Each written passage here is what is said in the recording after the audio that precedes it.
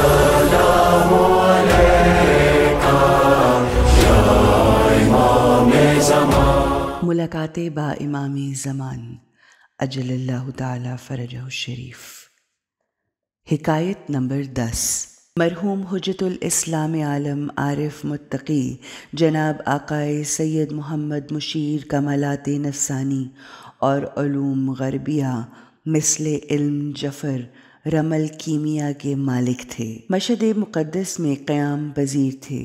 سال ہجری 1332 شمسی میں مجھے نقل کیا کہ ایک دن میں علم جفر کے ذریعے متوجہ ہوا کہ اس وقت حضرت بقیت اللہ ارواحنا الفدا حضرت امام علی رضا علیہ السلام کے حرم مطہر کے صحن میں تشریف فرما ہیں۔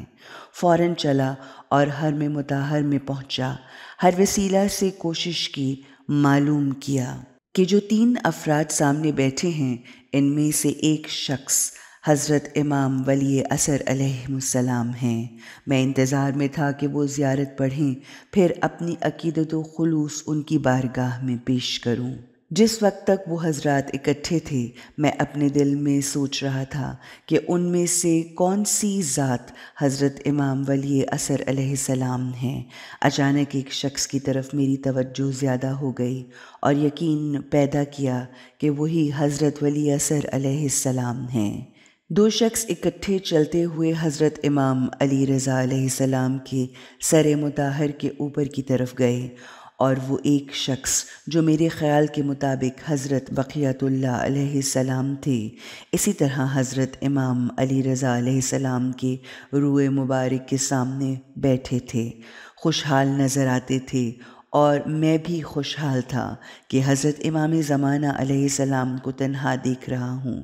لیکن چند منٹ کے بعد اب 2 افراد میں سے جو بالا سر مطہر امام علی رضا علیہ السلام کی طرف گئے تھے، ایک شخص واپس آیا اور جس کو میں امام زمانہ علیہ السلام گمان کر رہا تھا اسے عربی زبان میں کہا، حضرت مہدی علیہ السلام چلے گئے ہیں۔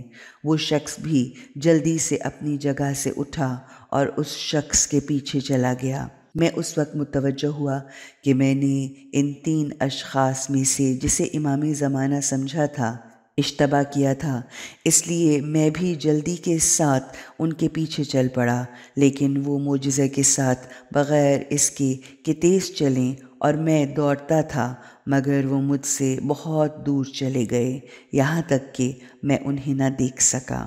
میں نے آقا مشیر کو کہا، یہ کیسے ہوا کہ آپ کا حساب تمام جگہ درست رہا مگر حساس جگہ پر یعنی وجود مقدس حضرت بقیت اللہ ارواحنا الفدا کی تشخیص میں ان 3 افراد کے درمیان اشتباہ کیا؟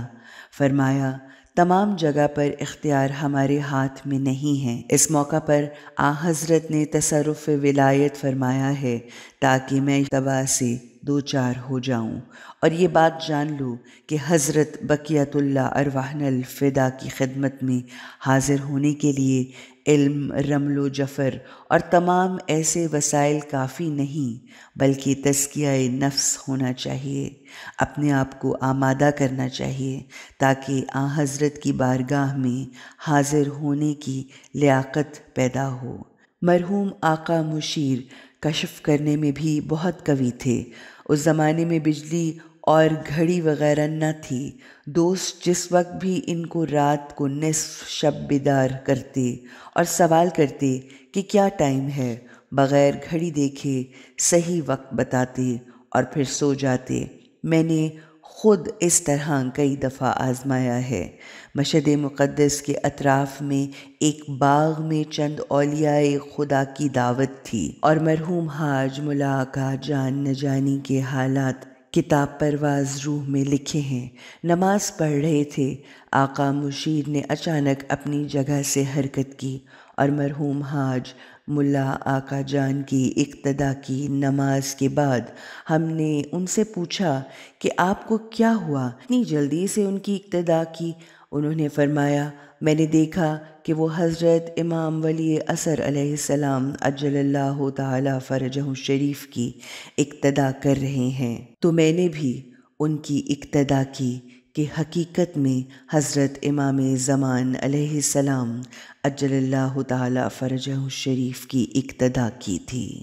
اللہم عجل ولیک الفلاح